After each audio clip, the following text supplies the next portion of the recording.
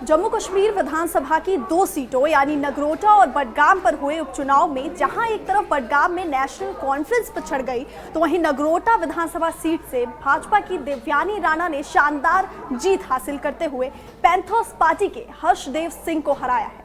वहीं सीट से national conference की शमीम बेगम तीसरे नंबर पर रही। नगरोटा में देवयानी राणा की जीत ने बीजेपी के लिए जश्न का मौका दिया। ढोल नगाड़े बजने शुरू हो गए और कार्यकर्ताओं ने एक दूसरे का मुंह मीठा कराया। लेकिन देवयानी राणा की जीत ने नेशनल कॉन्फ्रेंस का सियासी स्वाद जरूर कड़वा कर दिया, क्योंकि बडगाम में भी परिणाम उसकी उम्मीद के विपरीत रहा। ये 24,647 वोटों से जीत की खुशी है। ये बीजेपी के उम्मीदवार की जीत की खुशी है। ये देवेंद्र सिंह राणा के वारिस के तौर पर मिली जीत की खुशी है।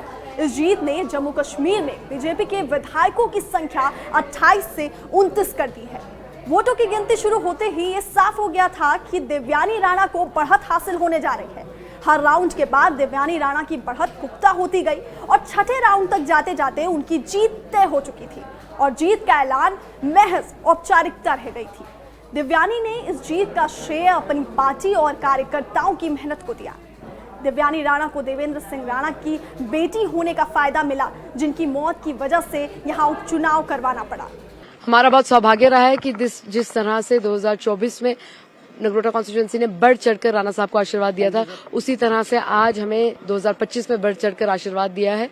और हमें उम्मीद है कि जिस तरह से राणा साहब एक मार्गदर्शन की तरह से चलते थे, सेवा भाव की तरह से चलते थे, हम भी उसी तरह से चलेंगे।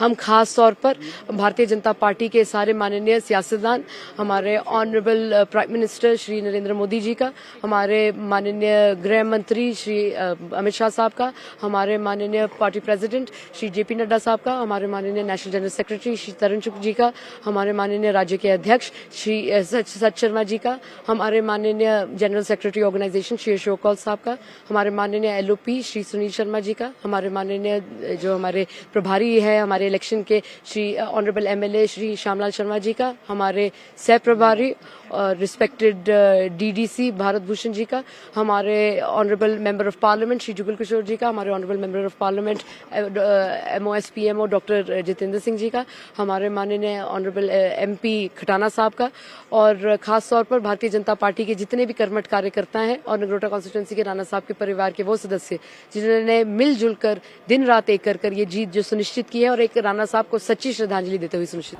वोटरों ने जबरदस्त उत्साह दिखाते हुए मतदान किया और कुल 75% से ज्यादा वोट डाले गए।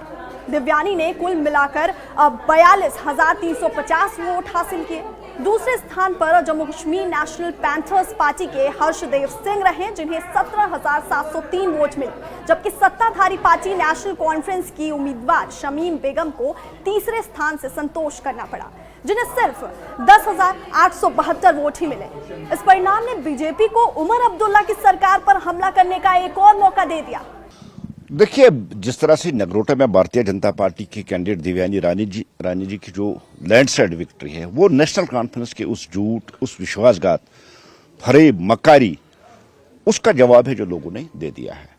और बड़ी कंफर्टेबली हमने नगरोटा से जीत हासिल की। और सबसे बड़ा जो अहम फैक्टर है, देखिए अभी तक जो रुझान बडगाम से आ रहे हैं, बडगाम से भी नेशनल कॉन्फ्रेंस पीछे चल रही है और नगरोटा में तीसरे नंबर पर नेशनल कॉन्फ्रेंस चल रही है। यही उस विश्वासघात की बात हम बार बार करें। जिस तरह से एक साल में जो इन्होंने झूठ कहे, जो उन्होंने फरेब जम्मू कश्मीर के लोगों को दे दिया, आज जम्मू कश्मीर के लोगों ने उनको जवाब दे दिया। जीत नगरोटा में तो हम पहले ही कंफर्ट थे कि वो हम जीतेंगे, लेकिन नेशनल कॉन्फ्रेंस का, रूलिंग पार्टी का तीसरे नंबर पे आना, ये बहुत बड़ी एक मैसेज है जम्मू कश्मीर के लोगों की। नेशनल कॉन्फ्रेंस के लिए आप फेल हो चुके हैं, अब आपको आप कुर्सी छोड़नी चाहिए। देवयानी राणा नगरोटा के दिवंगत विधायक देवेंद्र सिंह राणा की बेटी और केंद्रीय मंत्री जितेंद्र सिंह की भतीजी हैं। पिछले साल अक्टूबर में अपने पिता के निधन के बाद देवयानी राणा राजनीति में एक्टिव हुई। उन्हें जनवरी में भारतीय जनता युवा मोर्चा का जम्मू कश्मीर उपाध्यक्ष भी नियुक्त किया गया। राणा ने कैलिफोर्निया यूनिवर्सिटी से अर्थशास्त्र में डिग्री ली। देवेंद्र सिंह राणा की लोकप्रियता और उम्मीदवार के तौर पर उनकी बेटी देवयानी राणा की दावेदारी से ही संकेत मिल गए थे कि जीत उनकी ही होगी। लेकिन एनसी कैंडिडेट का प्रदर्शन उम्मीद से काफी खराब रहा। इसमें बड़ी भूमिका कांग्रेस की भी रही, जो एनसी की सहयोगी पार्टी है। लेकिन उसने यहां अपना कैंडिडेट उतारने से इनकार कर दिया था। हालांकि बीजेपी से भी बगावत कर बलवान सिंह चुनाव में उतरे, लेकिन सिर्फ 837 वोट ही हासिल कर सके। जहाँ तक उम्मीद थी, जिस हिसाब से कैंपेन चला था और जो एक साल की सरकार की कारकर्दगी थी, जो एक साल में सरकार ने वादे वोटर्स से किए थे और उसके बाद उन वादों के ऊपर कहीं पे भी वो ज़मीनी सतह पे नज़र नहीं आए, तो कैंपेन के दौरान भी ये नज़र आ रहा था, ये दिख रहा था कि जो वोटर हैं वो सरकार से नाराज़ हैं, चाहे वो नौकरियों के हवाले से था, चाहे वो ये ज़मीन का लैंड का एक बिल हमने लाया था उसके हवाले से था, या जो इतने सारे वादे सरकार ने किए थे उस हवाले से। तो कहीं ना कहीं लोग को ये लग रहा था कि इस सरकार ने, जो मौजूदा सरकार है, उन्होंने इनका जो भरोसा है उसको जुठलाया है, उस भरोसे के साथ जो है धोखा किया है। और अभी तक की जो ट्रेंड्स नज़र आ रही हैं, अभी तक 7 राउंड हो चुके हैं, अभी भी काफ़ी राउंड और गिनना बाकी हैं, 17 राउंड टोटल हैं, 10 और राउंड गिनना है। लेकिन अभी तक जो 27-2800 वोटों की बढ़त पीडीपी बड़गाम में बना के चल रही है।